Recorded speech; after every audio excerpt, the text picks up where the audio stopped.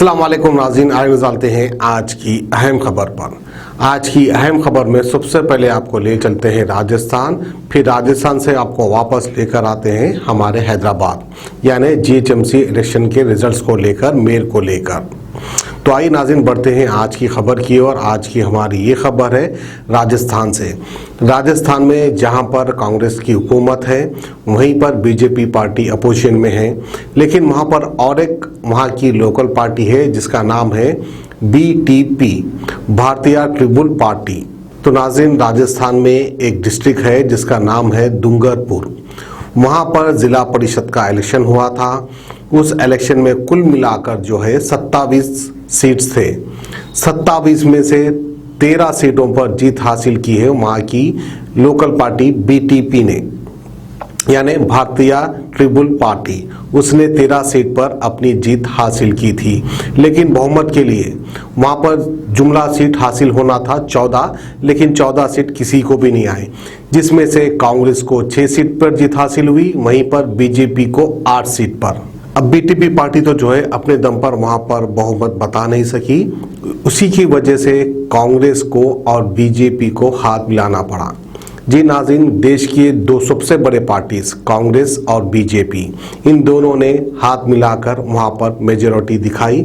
वहीं पर BTP party ने ये कहा दरअसल ये आवाम को बेवकूफ़ बना रहे हैं, कांग्रेस और बीजेपी दरअसल मिले हुए हैं, ये एकजुटी है, इस तरह से उन्होंने कहा। तो नाज़रीन ये तो थी राजस्थान डूंगरपुर की एक छोटी सी खबर। आइए अब आपको हम फिर वापस ले आते हैं हमारे शहर हैदराबाद की ओर, जहां पर पिछले कुछ दिन पहले जीएचएमसी इलेक्शन हुआ था। फिर उसके बाद बड़े ही चौंका देने वाले नतीजे आए, जिसमें से हमारी टीआरएस पार्टी को जो है 56 सीट पर जीत हासिल हुई थी, और वहीं पर बीजेपी को 48 सीटों पर जीत हासिल हुई थी। वहीं पर एआईएमआईएम को 44 सीटों पर जीत हासिल हुई थी। फिर कांग्रेस पार्टी को सिर्फ 2 सीट पर जीत हासिल हुई थी। अब हुआ यूं कि एक कहावत है हमारे हैदराबाद की, हमारे देश की, फंस गई रजिया गुंडों में, यानी टीआरएस पार्टी का हाल कुछ ऐसे ही हो गया। कोई भी अपने दम पर जीएचएमसी में जो है अपना मेयर और डिप्टी मेयर नहीं बना सकता।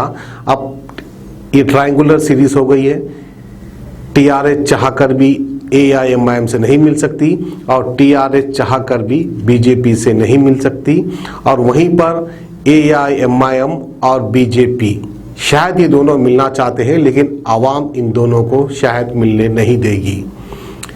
ऐसा उन्वान है, मिलेंगे या नहीं मिलेंगे हम तो नहीं कह सकते, लेकिन अगर चाहे तो एआईएमआईएम और बीजेपी मिलकर अपना मेयर डिप्टी मेयर बना सकते हैं, लेकिन ऐसा होने वाला कुछ नहीं है, क्योंकि बीजेपी 4 से 48 सीटों पर जो जीत हासिल की उसकी वजह सिर्फ एक ही है, असदुद्दीन अवैसी और अकबरुद्दीन अवैसी को अपनी जूतियों के नीचे बिठाऊंगा, इस तरह का डायलॉग मारकर उन्होंने 48 सीटों पर अपनी जीत हासिल की थी। जबकि पिछली बार उनके सिर्फ 4 कॉर्पोरेटर्स थे। 4 से 48 पे आना कोई मामूली बात नहीं है, सिर्फ डायलॉगबाजी पर उनको इतनी बड़ी जीत मिल गई। और वहीं पर हमारी एआईएमआईएम जो हमेशा बीजेपी को दिखाती है, मुस्लिम की वोट लेती है, हमेशा अपनी जीत हासिल करती है, लेकिन एआईएमआईएम को ना ही कुछ फायदा हुआ ना ही कुछ घाटा हुआ। 44 के 44 पूरे सीट इनको अपने वापस मिल गए। अब सवाल ये उठता है कि आखिरकार जीएचएमसी में मेयर बनेगा किसका, डिप्टी मेयर बनेगा किसका? जो कॉर्पोरेटर्स ने इतना पैसा खर्चा कर इलेक्शन लड़ा और हुकूमत का भी काफ़ी सारा खर्चा हुआ, सब खर्च होने के बाद, इलेक्शन होने के बाद, रिजल्ट आने के बाद ना ही मेयर बन रहा है ना ही डिप्टी मेयर बन रहा है। आखिरकार हमारे हैदराबाद का होगा क्या? और हमारी हैदराबाद के आवाम के दिलों में यही चल रहा है कि आखिर मेयर किसका बनेगा।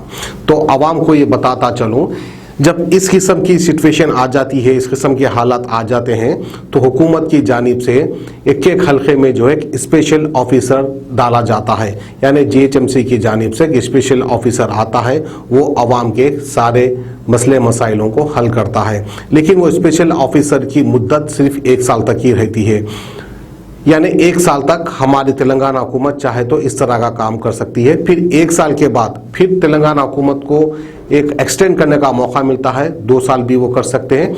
फिर उसके बाद चाहे तो तीसरी बार भी एक्सटेंड कर सकते हैं स्पेशल ऑफिसर को।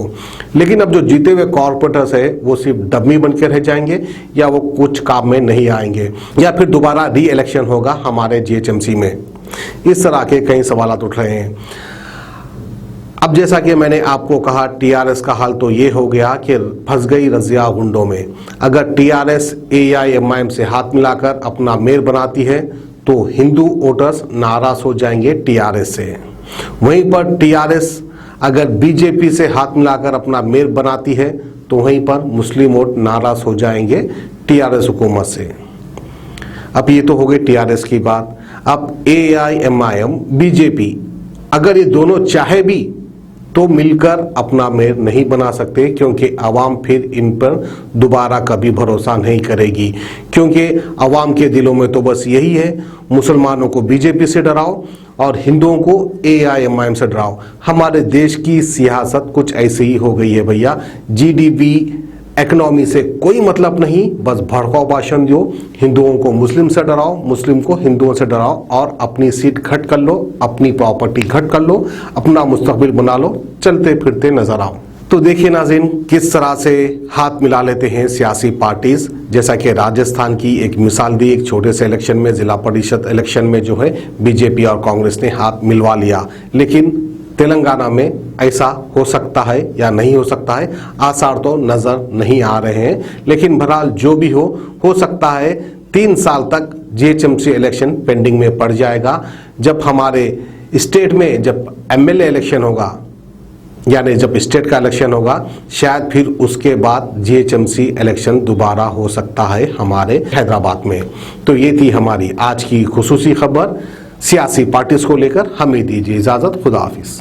A1 टाउनशिप की एक और नई पेशकश। जहांगीर पीर दरगाह से 2 किलोमीटर पहले मल्टीनेशनल कंपनीज के करीब, जो कि बिल्कुल आबादी से लगा हुआ, बेंगलोर हाईवे से सिर्फ 5.5 किलोमीटर, बीटी रोड से लगा हुआ, तमाम डेवलपमेंट के साथ 5,50,000 में 100 गज का प्लॉट। A1 टाउनशिप में आपका ये छोटा सा इन्वेस्टमेंट आपका और आपके बच्चों का मुस्तकबिल बदल सकता है। आज ही तशरीफ लाएं और A1 टाउनशिप के इस प्रोजेक्ट से फायदा उठाएं। Office at pillar number 235, opposite fisheries department, Rajendra Nagar, Hyderabad.